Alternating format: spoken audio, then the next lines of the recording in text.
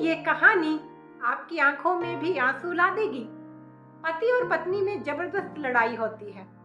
पति अपनी पत्नी को गालियां देता है और कहता है कि मैंने जब से तुमसे शादी की है मेरा जीवन नरक बन गया है। पत्नी भी चिल्लाकर कहती है कि मैंने जब से तुमसे शादी की है एक दिन भी सुकून का नहीं देखा है। मैं तुम्हारे साथ एक मिनट भी नहीं रह सकती। मैं भगवान से दुआ करती हूँ कि मुझे मौत आ जाए। उनका यह झगड़ा उनका 6 साल का बेटा देख रहा था। वो कभी अपनी मम्मी का हाथ पकड़कर लड़ाई रोकने की कोशिश करता तो कभी अपने पापा का हाथ पकड़कर लड़ाई रोकने की कोशिश करता। पति को पत्नी की कड़वी बातें बर्दाश्त नहीं हुई और वह एक डंडा उठाकर अपनी पत्नी के सिर पर दे मारता है। पत्नी के सिर से खून बहने लगता है। वह जोर जोर से रोने चिल्लाने लगती है। उसका रोना सुनकर आस पड़ोस के लोग आ जाते हैं।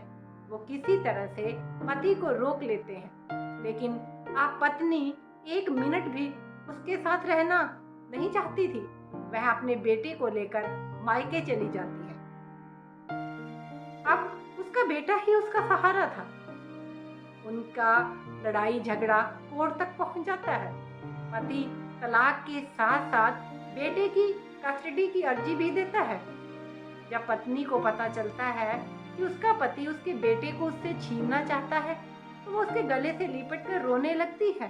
और बेटा भी अपनी माँ से कहता है कि माँ, मुझे तो आपके साथ रहना है, मैं पापा के साथ नहीं रहना चाहता।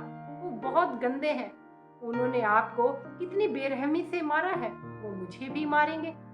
इस पर उसकी माँ कहती है कि बेटा, मैं तुम्हें कहीं नहीं जाने दूंगी, तुम हमेशा मेरे साथ ही रहोगे। इतना कहते ही दोनों गले से लिपट कर रोने लगते हैं।